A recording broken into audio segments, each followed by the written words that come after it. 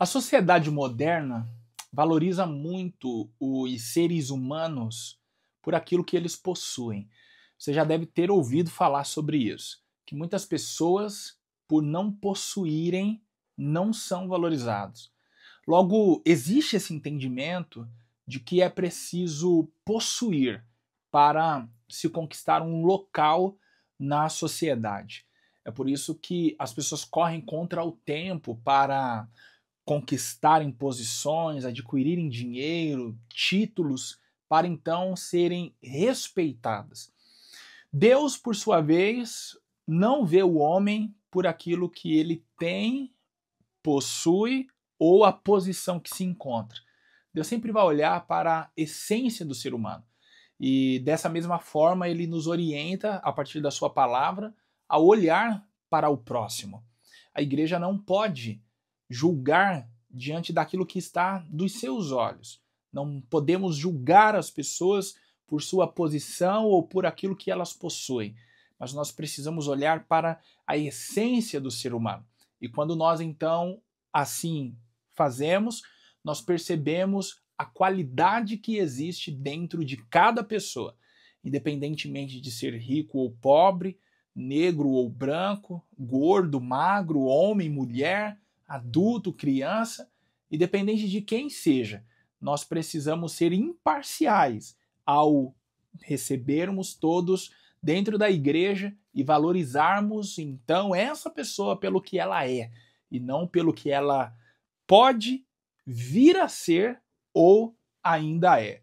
É exatamente sobre isso que vamos falar hoje. O tema da lição é a autenticidade contra a parcialidade. Esse trimestre é sensacional. Estamos debruçados no livro de Tiago e então nós temos, além da aula de hoje, mais outras 9 lições que trará questões práticas da vida para nós nos então debruçarmos. Eu sou o pastor Lucas Gomes, professor e superintendente de Escola Bíblica Dominical. Estou aqui para auxiliar você no preparo da sua próxima aula. Quero agradecer as inscrições, os comentários, os likes. O pessoal tem dito de onde tem nos assistido, tem parabenizado o trabalho, onde eu vou as pessoas reconhecem.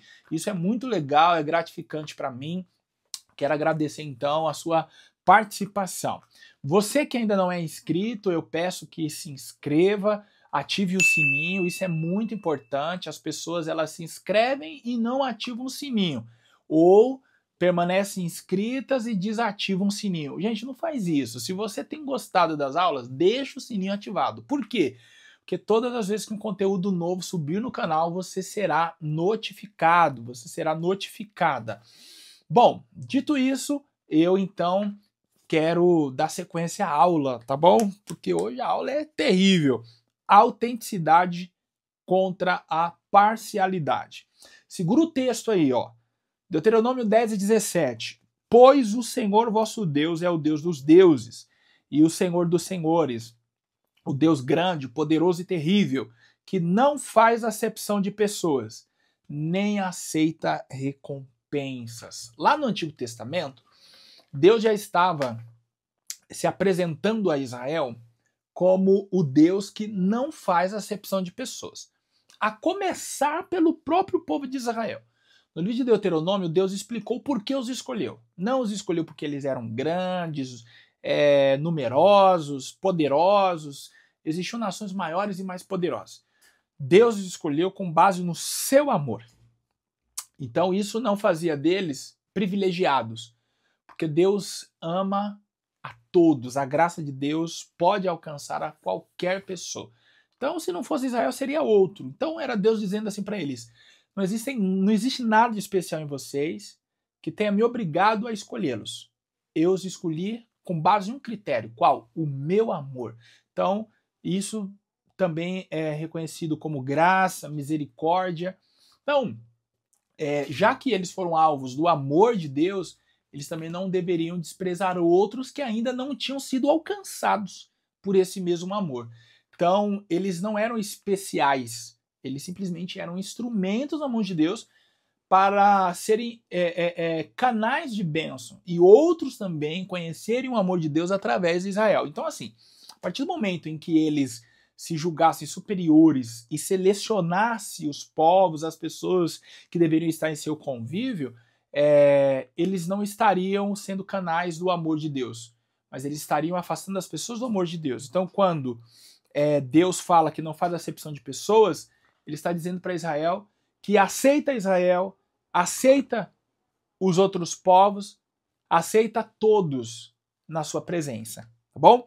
Primeiro tópico, a proibição da acepção de pessoas. Então nós vimos aí no Antigo Testamento, e agora nós vamos ver Tiago falando no capítulo 2, versículo 1. Meus irmãos, não tenhais a fé de nosso Senhor Jesus Cristo, Senhor da glória, em acepção de pessoas. Então assim, meus irmãos, não tenho em Deus a fé selecionando as pessoas. Porque aí, nesse caso, eu estou contrariando o Deus cuja fé estou depositando. Porque se ele não faz a acepção de pessoas, eu também não posso fazer. Então, quando Tiago cita este mandamento no Novo Testamento, ele está nos mostrando, então, que as preocupações de Deus, elas continuam. Essa questão ainda é pertinente. Ou seja, as pessoas estavam se individualizando, selecionando quem entra, quem participa das coisas dentro da igreja. Então Tiago escreve para mostrar que não era simplesmente um mandamento da antiga aliança, mas não separar as pessoas, né, ou no caso, separar as pessoas, né, escolher, ser favorável a um tipo de pessoa, de gente, não era simplesmente um mandamento, mas era algo intrínseco do caráter de Deus. Então, se é do caráter de Deus, deve também fazer parte do caráter da igreja. Então, quem demonstra favoritismo insulta o Criador e as pessoas feitas à imagem de Deus. Por quê? A partir do momento que eu rejeito alguém, eu estou rejeitando a imagem de Deus. Todos nós fomos feitos à imagem e à semelhança de Deus. Vamos lá. No segundo ponto diz assim, ó, é dever cristão tratar a todos com respeito e dignidade, independentemente de sua posição social, seja na igreja, seja no trabalho ou em família. É preciso refletir o caráter de Deus, apesar de ainda conviver com as duas naturezas, a nova gerada pelo Espírito Santo e a caída, implantada em nós pela queda. Então veja, por mais que seja difícil, se somos espirituais, nós agiremos de forma espiritual. Por que esse trecho aqui eu escolhi para ler? Porque nós, enquanto seres carnais, humanos, temos uma tendência a escolher, a privilegiar aqueles que agradam mais os nossos olhos. Imagine se você é dono de um restaurante, se assenta em uma das mesas um morador de rua. Você vai atender ele da mesma forma que atenderia uma pessoa entrando de terno, gravata, bem vestido, parando o carrão lá no estacionamento? A natureza caída já nos impulsionaria a expulsar essa pessoa que está em condição de rua. Mas o caráter cristão nos orientaria a tratar ela com igualdade, com a mesma dignidade, mesmo estando trajada de forma talvez deplorável. Então, se temos condições, vamos ajudar a pessoa e não desprezar ela. Terceiro subtópico aqui, ó. A igreja deve ser um lugar de acolhimento, onde todos são bem-vindos e valorizados. Isso inclui ser hospitaleiro. A hospitalidade era algo assim muito forte entre os judeus. E por quê? Porque lá em Gênesis capítulo 18, Abraão recebeu em sua casa alguns varões, e na verdade não eram homens comuns, eram anjos. Então, se entendia que todo judeu deveria ser hospitaleiro, porque muitos hospedaram anjos sem saber que eram anjos. Na carta aos Hebreus, o escritor reforça este hábito de sermos hospitaleiros, de abrirmos a porta da nossa casa, de recebermos todas as pessoas. É claro que a gente precisa ser prudente, né? Não é qualquer pessoa que passar gritando na sua porta que você vai abrir e falar, não, entra aí, é tudo nosso.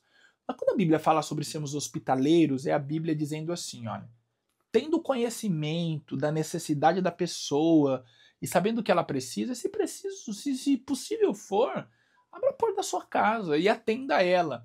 Ser hospitaleiro não é só colocar dentro da sua casa, mas é também você atender as necessidades dessa pessoa.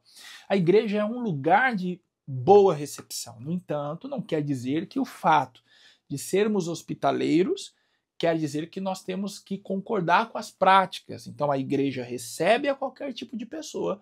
No entanto, por causa do evangelho, não aceita suas práticas. Então, peraí, me aceita, mas não aceita o que eu faço? Sim, é exatamente isso. Então quer dizer que se você quiser estar neste ambiente chamado igreja, você precisa abandonar as práticas que serão contrárias à palavra de Deus. Receber é uma coisa, concordar é outra.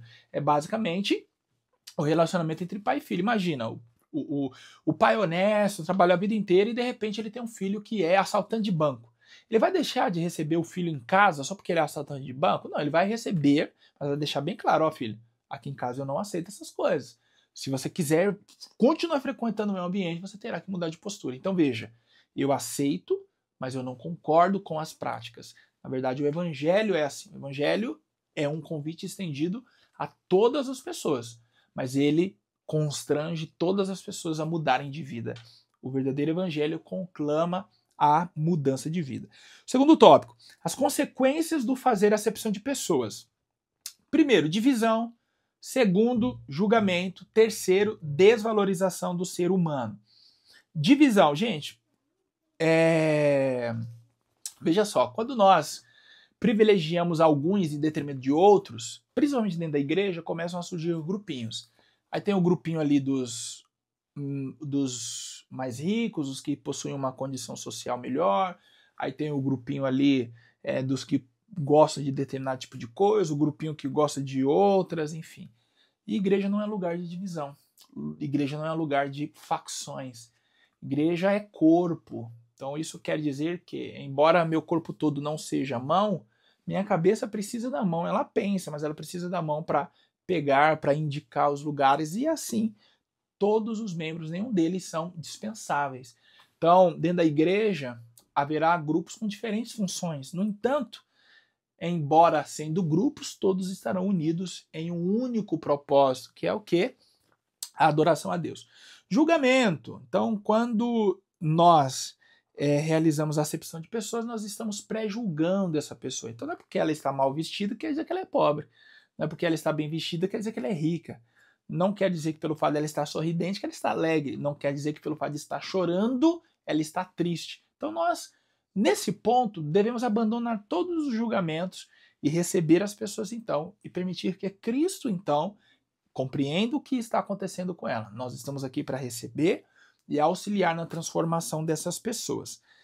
Desvalorização do ser humano. Então quando nós valorizamos um em detrimento de outro, nós estamos desvalorizando as pessoas. E com isso nós estamos desvalorizando alguém que é a imagem de Deus. Imagina, se tivessem desvalorizado José só porque ele estava na prisão, ele não teria salvado o Egito da miséria.